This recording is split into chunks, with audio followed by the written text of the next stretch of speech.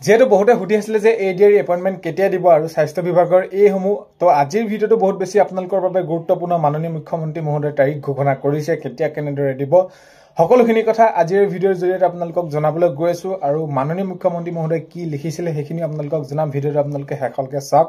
আৰু হেকলকে চাব বুলি আশা কৰিছো আৰু এইখিনিতে আপোনালোকক এটা অনুৰোধ কৰিম চেনেলটোলৈ যদি আপোনালোক নতুনকৈ আহিছে চেনেলটো সাবস্ক্ৰাইব কৰাৰ লগতে কাষতে থকা বেল আইকনটো প্ৰেছ কৰি অল কৰি থব যাতে নতুন এটা ভিডিঅ দিয়াৰ লগে লগে আপোনালোকে আগতীয়াকৈ চাবলৈ পায় যদি ভিডিঅটো চাই ভাল পায় লাইক এটা কৰিব আৰু শ্বেয়াৰ কৰি দিব বুলি আশা কৰিলে মই স্ক্ৰীনত আপোনালোকক লগাই দিম মাননীয় মুখ্যমন্ত্ৰী মহোদয় যদি আপোনালোকৰ মাননীয় মুখ্যমন্ত্ৰী মহোদয় ফেচবুকত আপোনালোকে ফলো কৰি ৰাখিছে তেনেহলে আপোনালোকে গম পাইছে যে মাননীয় মুখ্যমন্ত্ৰী মহোদয় যোৱাকালি এইটো আপডেট দিলে আৰু এইখিনি ক্ষেত্ৰত বহুতে কৈ আছিলে এতিয়া এডিআৰ এপইন্টমেন্ট কেতিয়ালৈ কেনেদৰে দিব আৰু এতিয়া যেহেতু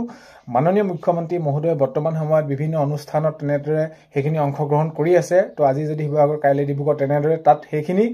এডিআৰ এপইন্টমেন্টক লৈ সেইখিনি সোধা গৈছিলে প্ৰাৰ্থীসকলে সুধিছিলে তেতিয়া মাননীয় মুখ্যমন্ত্ৰী মহোদয় কি ক'লে আপোনালোকক সবিশেষ জনাম তাৰিখ কেতিয়া কি সকলোখিনি কথা আপোনালোকে হেকলকে চাওক এতিয়া স্ক্ৰীনত লগাই দিছো আপোনালোকে চাব পাৰে তাতে স্বাস্থ্য আৰু চিকিৎসা শিক্ষা বিভাগৰ সফল প্ৰাৰ্থীসকলৰ বাবে নিযুক্তি পত্ৰ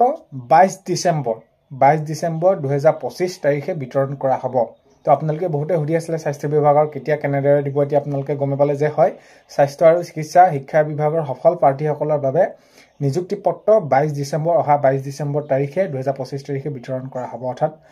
2025 ৰ 22 ডিসেম্বৰ তাৰিখে এইখিনি বিতৰণ কৰা হ'ব লগতে জনাব বিচাৰো যে প্ৰক্ৰিয়াগত জটিলতাৰ পৰিপ্ৰেক্ষিতত তো হয় লগতে জনাব বিচাৰো যে হয় প্ৰক্ৰিয়াগত জটিলতাৰ পৰিপ্ৰেক্ষিতত কিছু অধিক সময় লাগিছে কাৰণ কি আমাৰ এতিয়া এডিআৰ ক্ষেত্ৰত বহুত সময়টো হলে ইতিমধ্যে সকলো প্ৰাৰ্থীসকলৰ আমনি লাগিছে অধিক সময় লাগিছে যদিও অতি সোনকালে অসম প্ৰত্যক্ষ নিযুক্তি পৰীক্ষাৰ নিযুক্তিৰ তাৰিখ ঘোষণা কৰা হ'ব হয় কি হ'ব কিছু অধিক সময় লাগিছে যদিও অতি সোনকালে অসম প্ৰত্যক্ষ নিযুক্তি পৰীক্ষাৰ নিযুক্তিৰ তাৰিখ ঘোষণা কৰা হ'ব বুলি মাননীয় মুখ্যমন্ত্ৰী মহোদয় কৈছে তো যেহেতু আজি হৈছে 12 ডিসেম্বৰ এতিয়াও এইখিনি নিযুক্তিৰ ক্ষেত্ৰত ইয়াৰ আগৰ ক্ষেত্ৰটো আহি নপৰে 22 ডিসেম্বৰ আগত তো 22 ডিসেম্বৰ আগতে হোৱা হলে সেইখিনি ঘোষণা কৰিলে 22 ডিসেম্বৰ পিছলৈ তো কেতিয়া ঘোষণা কৰিব নতুন বছৰ জানুৱাৰী প্ৰথম সপ্তাহতে হয় মই আপোনালোকক এইখিনি কৈছো কি কাৰণে কৈছো যে মই কৈছো যে মাননীয় মুখ্যমন্ত্ৰী মহোদয় এতিয়া বিভিন্ন অনুষ্ঠানত অংশগ্ৰহণ কৰি আছে আৰু অংশগ্ৰহণ কৰোতে এইখিনি সোধা গৈছিলে যে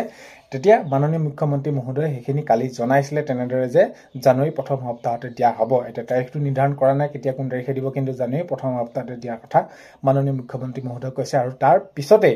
ৰাতিলৈ এই ফেসবুক পোষ্টটো মাননীয় মুখ্যমন্ত্ৰী মহোদয় তেনেদৰে দিছে যদি আপোনালোকে মাননীয় মুখ্যমন্ত্ৰী মহোদয়ক ফেসবুকত ফলো কৰি ৰাখিছে তেনেহলে আপোনালোকে নিশ্চয় আপোনালোকে এই পোষ্টটো পাইছে মই ভিডিঅটো বনোৱা অলপ পলম হ'ল কিন্তু আপোনালোকে সঠিক কথাটো হ'ল যে কি এডিআৰ এপইন্টমেন্ট আপোনালোকে জানুৱাৰীতে পাবলৈ গৈ আছে সো এইখিনি আছিল ভিডিঅটো আপোনালোকে হেকলকে চাবৰ বাবে বহুতে বেছি ধন্যবাদ আপোনালোকক ভিডিঅৰ প্ৰথমতে কোৱাৰ দৰে চেনেলটোলৈ যদি আপোনালোক নতুনকৈ আহিছে